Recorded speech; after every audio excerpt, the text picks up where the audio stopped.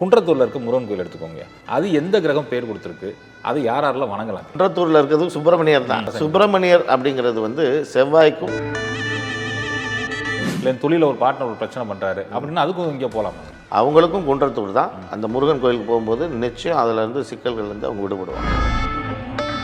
ஒருத்தருக்கு ஒரு விஷயம் சக்ஸஸ் ஆகிட்டா தொடர்ச்சியாக எல்லாரையும் அங்கே அனுப்புறது அதுவும் சரியாக வராது. அப்போ சில ராசிக்காரில் திருப்பதி போகக்கூடாது, சில நட்சத்திரக்காரில் திருப்பதி அப்படிலாம் கணக்கு கிடையாது இல்லைங்களா ஐயா? எல்லாத்துக்கும் தான் சொல்கிறேன், பர்மனண்ட்டான ஒரு விஷயம் இந்த உலகத்தில் கிடையவே கிடையாது. நீங்கள் இத்தனை ஒரு அனுபவத்தில் ஒரு ஜாதகத்தை பார்த்து வியந்திருப்பீங்க ஐயா. மொத்தமே 9 கிரகங்கள் தான். கோச்சாரத்தில் சனியினுடைய பார்வைக்குள்ளே 9 கிரகம் அடங்கியிருக்கு. இந்த ஜாதகம் எந்த வகையிலும் இயங்க முடியாத அளவுக்கு ஒரு ஒரு சூழ்நிலையில் இருக்குது. இவர் எப்படி எங்கே இருக்கிறாரு, என்ன பண்ணுறாருன்னு கேட்டால், அவர் வந்து கடந்த 1.5 வருஷமாக பேர்கள் வந்து என்னத்தை பெருசாக செஞ்சிடும், நான் பார்த்து வச்ச பேர் அப்படிலாம் கிடையாது. அதை வைக்க வச்சதும் கிரகங்கள் தான், இயக்கிட்டு இருக்கிறதும் கிரகம். அதே மாதிரிங்கய்யா, இந்த ஜாதகம் அப்படின்ற விஷயத்தில் ஒரு சிலருக்கு நீங்கள் சொன்ன உடனே அந்த பலன் ஒரு 3 நாள்லையோ இல்லை 1 மாதத்துக்குள்ளேயோ அது பழித்து அவங்களுக்கு அந்த விடயம் கிடைச்சிருது. ஒரு சில பேருக்கு ஒரு 4 மாதம் 5 மாதம் கழிச்சு அந்த விடயம் கிடைக்குது. இதற்கு காரணம் என்னங்கய்யா? இல்லை, இது எல்லாமே இதுக்கு ஒரு அளவுகோல் கிடையாது. ஒவ்வொரு மனிதர்களும் இப்போது ஒவ்வொரு எனர்ஜியால் தான் சூழப்பட்டிருக்காங்க. அந்த எனர்ஜினா ஒரு ஆற்றல், நம்மளை சுற்றி ஒரு ஆற்றல் இருக்குது. அந்த ஆற்றல் நவகிரகங்களுடைய ஆற்றலாக கூட இருக்கலாம். இந்த ஆற்றல் பாதிக்கப்படும் பொழுது அதோடைய அளவு எவ்வளவு குறைந்திருக்கிறது, எவ்வளவு ஜாஸ்தி இருக்கின்றது யாருக்கும் தெரியாது. இப்போது ஒரு சிலருக்கு ஒரு லேசாக பாதிக்கப்பட்டவங்களாக இருப்பாங்க, அந்த ஆற்றல் வந்து லேசாக குறைஞ்சவங்களாக இருப்பாங்க. இப்போ அவங்க அந்த கோயிலுக்கு செல்லும் பொழுது சரியான கோயிலை தேர்ந்தெடுத்து அந்த கோயிலுக்கு போகும்போது அந்த ஆற்றல் ரொம்ப எளிதாக அவங்களுக்கு கிடைச்சிடும். அப்போ கோயிலுக்குள்ளே உட்கார்ந்துருக்கும் போதே இவங்க எதிர்பார்த்து போன செய்தி வந்தவங்கெல்லாம் இருக்காங்க. அப்படிப்பட்ட கிளையண்ட்டும் இருக்காங்க. கோயிலில் இருக்கும்போதே எங்களுக்கு அனுமதி கிடைக்காம இருந்தது, அந்த அனுமதி கிடைச்சி அங்கேருந்து எங்களுக்கு கால் வந்தது சார் அப்படின்னு சொன்னவங்கலாம் இருக்காங்க. இதெல்லாம் லேசாக பாதிக்கப்பட்டவங்க. இன்னும் ஒரு சிலர் இருக்காங்க, 1 வாரம் 10 நாள் கழித்து ஃபோன் பண்ணுவாங்க, சார் நீங்கள் சொன்னதை செஞ்சுட்டேன் ஆனால் இன்னும் நடக்கலையேன்னு கேட்பாங்க. என்ன பெரிய விஷயம்னு பார்த்தா, இந்த ஒரு தடவை இவங்க கோயில் போய்ட்டு இருந்ததுக்கு பல கோடி ரூபா மேட்டரை கூட கேட்பாங்க. ஆனால் அந்த 10 நாள் தான் அவங்களுக்கு வெயிட்டிங் பீரியட். அதால் அதுக்கு மேலே அவங்களால முடியாது.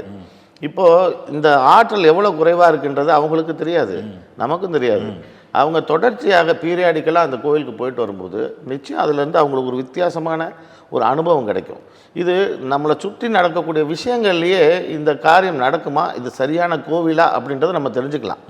உதாரணத்துக்கு நான் ஒரு நண்பரை வந்து, அவர் என்னோடய கிளையண்ட் தான், நண்பரும் கூட, அவரை ஒரு கோயில் சொல்லி அனுப்பியிருக்கிறேன். அவர் அந்த கோயில் போயிட்டு வேறு நான் சொல்லாத சில கோயில்களுக்கும் போயிட்டு வர்றார். இந்த இடத்துல தான் முரண்பாடு ஏற்படுது.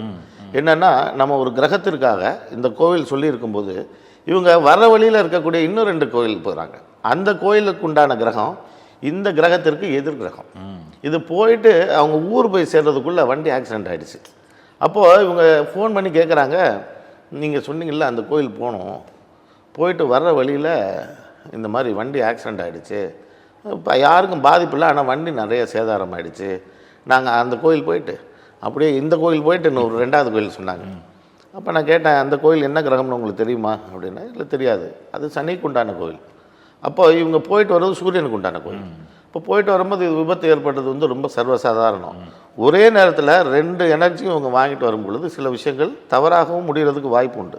நம்ம செய்கிற பரிகாரம் சரிதானா இல்லையான்றது அந்தந்த நொடியே நம்ம கூர்ந்து கவனித்தோம்னா அது தெரிஞ்சு போயிடும். இப்போ என்னுடைய கிளையண்ட் ஒருத்தங்க, அவங்க காசிக்கு போயிருந்தாங்க. காசிக்கு போயிட்டு அவங்களோட ஃபீட்பேக் என்கிட்ட சொல்கிறாங்க, நடந்த சம்பவத்தை சொல்கிறாங்க. இங்கே போனேன் இப்படி ஆச்சு, இங்கே போனேன் இப்படி ஆச்சு அப்படின்ற விவரத்தை சொல்கிறாங்க. அப்போது அந்த கோயிலேருந்து நான் வெளியே வரும்போது ஒருத்தர் கருப்பு துணியை போட்டு அதை 2ஆக வெட்டிக்கிட்டு இருந்தார் சார் அப்படின்னு சொல்லி சொன்னாங்க. அப்போது அந்த ஒரு விஷயம் போகும், அது நிமித்தம்தான். அது இது நாங்கள் சொல்லணும்னு அவசியம் இல்லை, அவங்க கிளையண்ட்டு அவங்களே அதை உணர்ந்துக்கிட்டாங்க. என்ன கிரகத்துக்காக அந்த கோயிலுக்கு போயிருக்கோம், இந்த நிறம் எந்த கிரகத்துக்குடையது, இதை 2ஆக வெட்டுறாங்க அப்படின்னா இது துண்டிக்கப்பட்டதுன்றதை அவங்களே புரிஞ்சுக்கிட்டாங்க. இப்போ அவங்க ரொம்ப சாட்டிஸ்ஃபைட் ஆகிட்டாங்க. என்னென்னா, சார் இது போல் ஒரு சம்பவம் நடந்தது சார், ஒரு சின்ன விஷயமாக தான் இருக்கும், ஒரு காக்கா பறந்து வந்து நம்மளை தட்டிட்டு போகும், இல்லை ஒரு ஊனமுற்றோர் நம்மளை கடந்து போவாங்க. இந்த மாதிரி ஒரு சின்ன சின்ன விஷயங்கள் வந்து ஒரு சனிக்குண்டான பரிகாரம் செய்யும்போது நடக்குதுன்னா அது ரொம்ப பெரிய விசேஷம். ஒவ்வொரு கிரகத்துக்குமே இது போல் நிறைய சம்பவங்கள் நடக்கும். இப்போது ஒரு உதாரணத்துக்கு சொல்கிறேன், என்னுடைய நண்பர் தான் அவரும், கிளையண்ட்டு தான் அவரும். இவங்க ஒரு விஷயத்துக்காக, முக்கியமான விஷயத்துக்காக ஒரு கோவிலுக்கு போக நான் பரிந்துரைச்சேன். நீங்கள் அங்கே போங்க அப்படின்னு சொல்லி. அது என்ன கிரகம் அப்படின்னா, சூரியன் சனிக்கு உண்டான கிரகம். பற்றாத குறைக்கு செவ்வாயும் அதில் சேர்க்கணும். இது 3 விஷயங்கள் அங்கே நடக்கணும். இப்போ அவர் அந்த கோயிலுக்கு அனுப்புகிறேன், அவங்க போகிறாங்க. அந்த கோயிலுக்கு போகும்போது இவருடைய மனைவிக்காக செய்யப்பட்ட பரிகாரம் தான். இந்த மனைவியும் அவரும் போயிட்டுருக்கிறாங்க. போகும்போது கை உடைஞ்சு போன ஒருத்தர், கை உடைஞ்சி பெரிய மாவு கட்டு போட்டிருக்காரு, கையில் 2 விளக்கு வச்சுருக்காரு, 2 விளக்கு வச்சுருக்கிறாரு. அவர் அங்கே போகும்போது கரெக்டாக அந்த அம்மா இங்கே வாங்கம்மா அப்படின்னு கூப்பிட்டுருக்கிறாரு. கூப்பிட்டு இந்த விளக்கை கொஞ்சம் ஏற்றி கொடுங்க அப்படின்னு கொஞ்சம் அதிகாரமாகவே சொல்லியிருக்காரு. இவங்க அதை வாங்கி 2 விளக்கையும் அவருக்காக ஏற்றி கொடுத்துட்டு அங்கேருந்து எனக்கு ஃபோன் பண்ணுறாங்க. நீங்கள் படிச்சிருக்கீங்க, உங்களுக்கு தெரியும் சூரியன் சனின்னா என்னன்னு, எலும்புகளை சேதாரமானவங்க தான் இல்லையா? அந்த தீபம்ன்றது என்ன கிரகம்ன்றதும் உங்களுக்கு தெரியும். அப்போது நான் சொல்லி அனுப்பின அந்த விஷயங்கள் ஒரு ஆள் வந்து அங்கே பண்ணுறான். அப்போது இந்த பரிகாரம் சக்ஸஸ், அவ்வளோதான். இப்போ அவங்களே அதை உணர்ந்துட்டாங்க. அதை அங்கேருந்து ஃபோன் பண்ணி இந்த சம்பவத்தை என்கிட்ட சொல்ல வேண்டிய அவசியம் என்ன? திடீர்னு ஒருத்தர் கூப்பிட்டு எங்களை விளக்கு போட சொன்னதை அவங்க சுபசகனமாக நினச்சாங்க. ஆனால் கிரகங்களே நம்ம சொன்ன விஷயத்துக்குண்டான அதே அமைப்பில் தான் அங்கே நடத்தியிருக்கு. அப்போ அது நமக்கும் தெரிஞ்சு போயிடும்ல, இது நிச்சயமாக நடக்கும் அப்படின்ட்டு. நிச்சயமாக இது மாதிரி பல அதிசயங்கள் நீங்கள் சொல்லி நடந்திருக்கு. நான் தெரிஞ்சுக்க வேண்டிய ஒரு முக்கியமான விஷயம் இருக்குது. இப்போ உதாரணத்துக்கு நேர்களுக்கு வந்து கிரகம் தான் பேர் கொடுத்துருக்கு அப்படின்னு தெரியணும்னா குன்றத்தூரில் இருக்க முருகன் கோயில் எடுத்துக்கோங்க. அது எந்த கிரகம் பேர் கொடுத்துருக்கு, அது யாரெல்லாம் வணங்கலாங்க? குன்றத்தூரில் இருக்கிறது சுப்பிரமணியர் தான். சுப்பிரமணியர் அப்படிங்கிறது வந்து செவ்வாய்க்கும் சனிக்கும் உண்டான இறைவன் தான். அது மட்டும் இல்லை, குன்றத்தூர் அப்படின்னா குன்று இருக்கும் இடமெல்லாம் குமரன் இருக்கும் இடம். அது குன்றத்தூர்ன்றது செவ்வாயோட தன்மை உள்ளது தான். அப்போ இங்கே 2 செவ்வாய் வந்துருச்சு, ஒரு சனி வந்துருச்சு. எத்தனை செவ்வாய் வந்தாலும் எத்தனை சனி வந்தாலும் சுப்பிரமணியர் தான். இப்போ இந்த செவ்வாய் சனி அங்கே இருக்குதா, இப்போ இந்த காரகத்துவம் உள்ளவங்க எல்லாம் அந்த கோயிலுக்கு செல்லும்போது நிச்சயம் அவங்க வெற்றி அடைவாங்க. இப்போ செவ்வாய் சனினா நம்ம ஜோதிடத்தில் என்ன சொல்லுவோம், ஒரு அறுவை சிகிச்சைக்கு சொல்லுவோம். இப்போ ஒருத்தங்க அறுவை சிகிச்சை எதிர்கொள்ள இருக்கிறாங்க, அல்லது அறுவை சிகிச்சை பண்ணணும்னு மருத்துவர் சொல்கிறாரு, இவங்க ரொம்ப பயத்தில் இருக்கிறாங்க அப்படின்னா இவங்க இந்த சுப்பிரமணியர் கோயிலுக்கு, குன்றத்தூர் சுப்பிரமணியர் கோயிலுக்கு போயிட்டு வரும் பொழுது இந்த அறுவை சிகிச்சை இல்லாமல் தப்பிக்கிறதுக்கும் வாய்ப்புண்டு. அறுவை சிகிச்சை செய்தாலும் அதனால் இவங்களுக்கு எந்த இடர்பாடும் ஏற்படாமல் சிறப்பாக முடிகிறதுக்கும் வழி உண்டு. இதே செவ்வாய் சனி வேறு என்ன விஷயங்கள்லாம் குறிக்கும்? இப்போ இந்த செவ்வாய் சனினா இப்போ இன்ஜினியரிங் படிப்பை குறிக்குன்றதும் நம்ம எல்லாருக்கும் தெரியும், ஜோதிடர்கள் எல்லாருக்கும் தெரியும். இப்போ இன்ஜினியரிங் படிப்புக்கு சேரணும், ஆனால் மார்க் கம்மியாக இருக்குது. இப்போன்னா இவங்க சுப்பிரமணியர் கோயில் தான் இவங்களுக்கு கண்கண்ட தெய்வம். வேறு எந்த இறைவனும் இந்த இடத்துக்கு வந்து இவங்களுக்கு கை கொடுக்க முடியாது. இப்போ என்ன விஷயம் தேவையோ அந்த விஷயத்துக்கு உண்டான இடத்துக்கு இவங்க போகணும். இப்போ செவ்வாய் சனி மட்டும்தான் எல்லா விஷயத்துக்கும் கை கொடுக்க மாட்டார், இன்னும் பல விஷயங்களுக்கு அந்த இடத்துல அவங்க வேலை செய்வாங்க. அப்போ மற்ற கிரகங்களுக்கு மற்ற இறைவன் அந்த இடத்துக்கு தேடி தேடி போகும்பொழுது இந்த கிரகங்கள் கோவில்களாக எப்படி பிரிஞ்சிருக்குன்றதை நம்ம வந்து அதனுடைய பரிமாணத்தை நம்ம வந்து ஈஸியாக எடுத்துடலாம். நிச்சயமாங்க. அதே மாதிரி செவ்வாய் சனினா பார்ட்னர்ஷிப்னு இருக்குல்ல, அதுலேயும் ஒரு பிரச்சனை வரும்னு சொல்லியிருக்கோம் இல்லைங்க. அப்போ அதுக்கும் இங்கே போகலாமா? குடும்பத்தில் ஒரு பிரச்சனை இருக்குது, இல்லை தொழிலில் ஒரு பார்ட்னர் ஒரு பிரச்சனை பண்ணுறாரு அப்படின்னா அதுக்கும் இங்கே போகலாமாங்க? அதாவது பார்ட்னர்ஷிப்னு அது அப்படி எல்லாத்துக்கும் உடனே எடுத்துட முடியாது. பார்ட்னர்ஷிப்ன்றது பாவத்தில் ஒரு பாவம் உண்டு. நீங்கள் சொல்கிற மாதிரி அதில் ஒரு பாவத்தில் செவ்வாயும் சனியும் வருவதாக கொள்வோம். அவங்களுக்கும் இந்த இடம் தான், அவங்களுக்கும் குன்றத்தூர் தான். அந்த முருகன் கோயிலுக்கு போகும்போது நிச்சயம் அதுலேருந்து சிக்கல்கள்லேருந்து அவங்க விடுபடுவாங்க. நிச்சயமாக. அது ப்ரொவைடர் அவங்களுக்கு கோச்சார சனி பார்க்காம இருந்தா அதுவும் கீழே நேரில் கேட்பாங்க. முதல்ல செவ்வாய் சனி சொன்னீங்க சார், நம்ம பேசுகிற எல்லா விஷயமும் அந்த கோச்சாரம் மாறுறதுக்கு உண்டான காலம் வரைக்கும் தான் வேலை செய்யும். அதுக்கப்புறம் கோச்சாரம் மாறிடும். சிலர் இப்போ ஒரு கோச்சாரம் ஒரு கிரகத்தை பார்க்குதுன்னு சொல்லி நம்ம ஒரு பரிகாரத்தை சொல்லியிருப்போம், இப்போ போய் செஞ்சுட்டு வந்துருங்க சார்ன்னு. இவங்க 1 வருஷம் 1.5 வருஷம் கழித்து அங்கே போய் மெதுவாக போய் செய்வாங்க. அதுக்கப்புறம் அது வேறு எங்கெங்கெல்லாமோ அந்த கிரகம் வந்து சுழற்சி அடைஞ்சு போயிருக்கும். இவங்க வேறு தவறான காலத்தில் போய் செஞ்சுட்டு வந்து நம்மளை பார்க்க வர்றதுக்காக போவாங்க.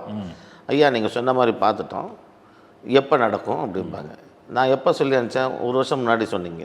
அப்போ நான் சொல்லும்போது குருவே வேறு வீட்டில் இருந்தது, இப்போ குரு எந்த வீட்டில் வந்திருக்கு, நீங்கள் என்ன பரிகாரம் செஞ்சுட்டு வந்திருக்கீங்க? இது போல் தவறான புரிதல்களுமே நிறைய விஷயத்தை இது பண்ணும். சில சமயத்துலங்க அவங்களுக்கு கரெக்டாக நடந்துடும். நீங்கள் சொன்ன கடவுளை பிடிக்கிறோம் கரெக்டாக நடந்துடும். இந்த கடவுள்னால தான் நடந்துச்சு சொல்லிட்டு அதவே பிடிச்சிட்டு இருப்பாங்க. அவங்க அதை பிடிச்சிக்கிட்டு மட்டும் இருக்க மாட்டாங்க, அதை இன்னும் 10 பேர்கிட்ட சொல்லுவாங்க. இங்கே பார், இந்த இடத்துக்கு நான் போயிட்டு வந்தேன், எனக்கு குழந்தை பிறந்துருச்சு, நீயும் உனக்கு குழந்தை பிறக்கணும்னா அங்கே போ அப்படின்னு சொல்லி 10 பேர்கிட்ட சொல்லி அனுப்புவாங்க. ஆனால் யாருக்கும் அது வேலை செய்யாது. இவங்களுக்கு தான் அந்த சாமியாக இருக்கும், அவங்களுக்கு வேற ஜாதகம் இல்லையா? அப்போ அவங்களுக்கு புருஷனும் வேறு தானே. அப்போ அவங்க எந்த கோயிலுக்கு போகணுன்றது ஒன்று இருக்குது. அப்போ ஒவ்வொருத்தரும் ஒரு கோயில் போகணும். சிலருக்கு எங்கேயோ உள்ள சாமியாக இருக்கும், சிலருக்கு வாசல்லையே இருக்கக்கூடிய ஒரு கோயிலாக இருக்கும். அது அவங்களுக்கு தெரியாது. நீ அங்கே போ இங்கே போன்னு சொல்லி ஒருத்தருக்கு ஒரு விஷயம் சக்ஸஸ் ஆகிட்டா தொடர்ச்சியாக எல்லாரையும் அங்கே அனுப்புறது அதுவும் சரியாக வராது. பொதுவான விஷயங்கள் இந்த உலகத்தில் கிடையவே கிடையாது. பர்மனண்ட்டான விஷயமும் இந்த உலகத்தில் கிடையாது. மாறுதலுக்கு உட்பட்டது தான். இப்போது நீங்கள் எல்லாருமே திருப்பதிக்கு யார் போகலாம் யார் போகக்கூடாது அப்படின்னு ரொம்ப சுவாரஸ்யமாக பேசிகிட்டு இருக்கிறாங்க. எல்லா டிவியில் திறந்தாலே அதுதான். ஆனால் திருப்பதிக்கு நான் போகலாம், நான் போகக்கூடாத காலமும் வரும். புரியுதா? திருப்பதிக்கு நீங்கள் போகலாம், நல்லாயிருக்கும். திருப்பதிக்கு நீங்கள் போனால் சிக்கலாகிற காலமும் வரும். அப்போது மாறுதலுக்கு உட்பட்டது தான். எப்போது போகணுன்றது தான் மேட்ரு. அது கோச்சார கிரகங்கள் முடிவு செய்யும்.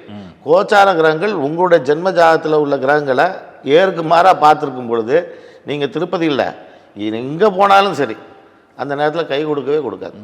அப்போ திருப்பதி தான் போகணும்னு அவசியம் இல்லை அந்த நேரத்தில். அப்போ பாதிப்புக்கு பக்கத்தில் உள்ள பிள்ளையார் கோயிலாக இருக்கும், அங்கே போனீங்கனாலே உங்களுக்கு திருப்பதியில் கிடைக்க வேண்டிய பலன் இங்கே கிடைக்கும். அங்கே மட்டும்தான் இல்லை, திருப்பதிக்கு எல்லா காலமும் போயிட்டே இருக்கிற ஆளை பாருங்கள், அவருக்கு பிரேக் விழுந்த காலம்னு ஒன்று இருக்கும். அப்போ இயற்கையே அங்கே அவரை போக விடாமல் தடுத்துருக்கும். ஒரு குறிப்பிட்ட காலம் சொல்லுவாங்க, சார் நான் தொடர்ந்து 7 வருஷம் போனேன், நடுவில் மட்டும் ஒரு 3 வருஷம் போகவே முடியல சார் அப்படிம்பாங்க. என்ன காரணம்? அந்த 3 வருடம் போகக்கூடாத காலம். அப்போ இயற்கையாக அவரை தடுத்துருக்கும். சிலர் அதையும் மீறி போவாங்க, போனால் அதுக்கு தகுந்த மாதிரி வாங்கி கட்டிப்பாங்க. அது திருப்பதி மட்டும் கிடையாது, எல்லா கோவில்களுக்குமே இது பொருந்தும். அப்போ சில ராசிக்காரில் திருப்பதி போகக்கூடாது, சில நட்சத்திரக்காரில் திருப்பதி அப்படிலாம் கணக்கு கிடையாது இல்லைங்களா ஐயா? ஐயா எல்லாத்துக்கும் தான் சொல்கிறேன், பர்மனண்ட்டான ஒரு விஷயம் இந்த உலகத்தில் கிடையவே கிடையாது. நீங்கள் பாருங்கள், இப்போ உங்கள் கையில் ஒரு 50 கோடி ரூபா பணத்தை கொடுத்து வச்சுருறோம். 50 கோடி ரூபா ஒரு வருஷம் கழித்து ஒன்று வளர்ந்துருக்கும், இல்லை தேஞ்சிருக்கும். இது ரெண்டில் ஒன்று தானே அதுக்கு ஆகிற சான்ஸு. இந்த 50 கோடி அப்படியே வாழ்க்கை ஃபுல்லாக நம்மளோட கடந்து வரணும்னு அவசியமே இல்லை. இப்போது இது வளருமா தேயுமான்றது காலம்தான் பதில் சொல்லும், நீங்கள் கடந்து வந்த பாதை தான் பதில் சொல்லும், இன்றைய கோச்சாரம் தான் பதில் சொல்லும். அதுதான் இது பர்மனண்ட்டான விஷயம் எதுக்குமே கிடையாது உலகத்தில். நிச்சயமாங்க. நீங்கள் இத்தனை வருட அனுபவத்தில் ஒரு ஜாதகத்தை பார்த்து வியந்திருப்பீங்க ஐயா, அந்த மாதிரி ஜாதகம் ஏதாவது சொல்ல முடியுமா என் நேரில்? வியந்த ஜாதகங்கள் அப்படின்றதோட ஆச்சரியப்பட வைத்த ஜாதகங்கள் நிறையா இருக்குது. சில நேரத்தில் நமக்கே கன்ஃபியூஸ் பண்ணுற மாதிரியான ஜாதகங்கள்லாம் வந்து சேர்ந்துடும். அது நம்ம ஜாதகத்தை முறைக்க, ஜாதகம் நம்மளை முறைக்க இந்த மாதிரியான விஷயங்கள்லாம் ஏற்படும். மொத்தமே 9 கிரகங்கள் தான். இந்த 9 கிரகங்களும் சனியின் கட்டுப்பாட்டில், கோச்சாரத்தில் சனியினுடைய பார்வைக்குள்ளே 9 கிரகம் அடங்கியிருக்கு. நான் அதை பார்த்து இதுக்கு எப்படி பலன் எடுத்து சொல்கிறது? இது எல்லா வகையிலையும் பாதகாதிபதி மாரகாதிபதி இணைஞ்சிருக்கு, அதை கோச்சார சனி பார்க்குது. இன்னும் மற்ற விதி மதி கதி இதுவும் மாட்டிருக்கு, அதையும் கோச்சார சனி பார்க்குது. எந்த தோஷம்னு நீங்கள் எடுத்தாலும் அது இப்போ லாக்கில் நிற்கிது. இப்போ இவருக்கு என்ன பலன் சொல்கிறது? அப்போது இந்த ஜாதகம் எந்த வகையிலும் இயங்க முடியாத அளவுக்கு ஒரு சூழ்நிலையில் இருக்குது. இவர் எப்படி எங்கே இருக்கிறாரு, என்ன பண்ணுறாருன்னு கேட்டால், அவர் வந்து கடந்த 1.5 வருஷமாக குண்டாஸில் ஜெயிலில் இருக்கிறாருங்கிறாங்க. எனக்கு புரிஞ்சு போச்சு, இந்த கிரகங்களோட இயக்கம் புரிஞ்சு போச்சு. அப்போது எந்த கிரகங்களும் இயக்கம் இல்லாமல் இருந்தால் அவர் உள்ளே இருக்கிறாரு. இதை மாணவருக்கு நான் பாடம் எடுக்கும்போது ஒரு சரியான ஒரு மாணவர் ஒரு கேள்வி கேட்டார், ஐயா இதே நேரத்தில் பிறந்த எல்லாருக்கும் இதே குண்டா சட்டத்தில் உள்ளே இருப்பாங்களான்னு கேட்டார். நியாயமான கேள்வி தான். ஆமாம், உண்மை. ஆனால் அதே நேரத்தில் பிறந்த ஆட்கள் குண்டாஸில் உள்ளே இருக்கணும்னு அவசியம் இல்லை, ஆனால் ஏதாவது ஒரு பாதிப்பை அவங்க சந்திச்சுக்கிட்டு வரத்தான் செய்வாங்க.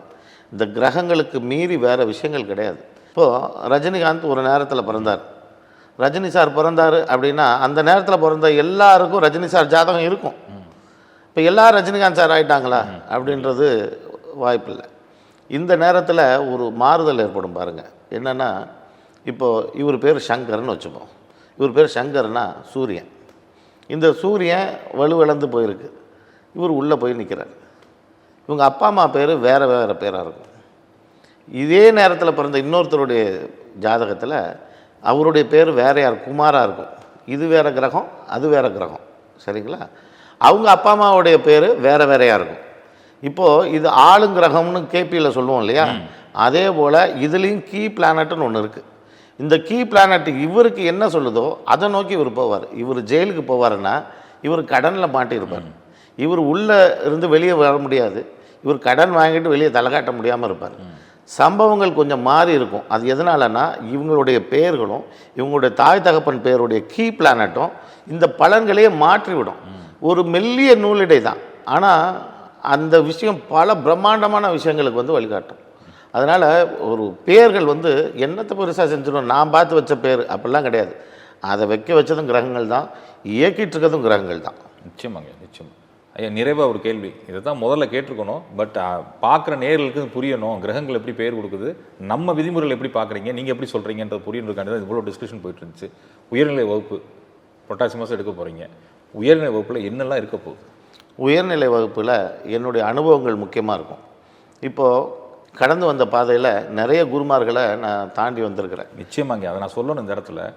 எங்களை மாதிரி வந்து 2 நாள் இல்லை 6 நாள், ஒரு 8 நாள், ஒரு 10 நாள் வகுப்பில் உட்காந்து கற்றுக்கிற விஷயம் இல்லை. நீங்களாம் வந்து பல வருடங்கள் அங்கே உட்காந்து கற்றுருக்கீங்க. ஒரு அலுவலகத்தில் உட்காந்து ஒரு குருஜி முன்னாடி உட்காந்து கற்றுருக்கீங்க. ப்ளஸ் கேபி சிஸ்டம்லாம் முடிச்சிருக்கீங்க. உங்களை மாதிரி வகுப்பு நாங்கள் படுக்கல. அதனால் சொல்லுங்கள். நாங்கள் கடந்து வந்த பாதைகள், கடந்து வந்த குருமார்கள், இவங்க எல்லாரும் பல அனுபவங்களை கொடுத்துருக்காங்க. நிச்சயம் கோடி கோடியாக கொட்டி கொடுத்தாலும் கிடைக்காத அனுபவங்கள். இந்த அனுபவங்கள் தான் இன்றைக்கி நம்ம ஜாதகம் பார்க்குறப்ப அது நமக்கு பலனை எவ்வளோ எளிமையாக எடுத்து கொடுக்கறதுக்கு உதவுது அப்படின்றது. அதில் குறிப்பாக ரொம்ப முக்கியமான குருக்கள் பார்த்திங்கன்னா பொன்னையா சுவாமியும் நெல்லை வசந்தன் ஐயாவும். இந்த இவங்கெல்லாம் என்னுடைய பார்வைகளையே மாற்றி அமைச்சவங்க. இவங்களுடைய காரணத்தினால தான் நான் வந்து ஒரு ஜாதகத்தை எடுத்த உடனே அதற்கு பலன்கள் சொல்கிறதுக்கு உண்டான வல்லமை நமக்கு கொடுக்குது. இப்படி இருந்தால் கூட நம்மளை சில நேரத்தில் அதிசயிக்க வைக்கிற ஜாதகம்லாம் வரும். அதையும் டீல் பண்ணுறதுக்கு உண்டான விஷயம் இந்த குருமார்கள் நமக்கு கொடுத்த அறிவு.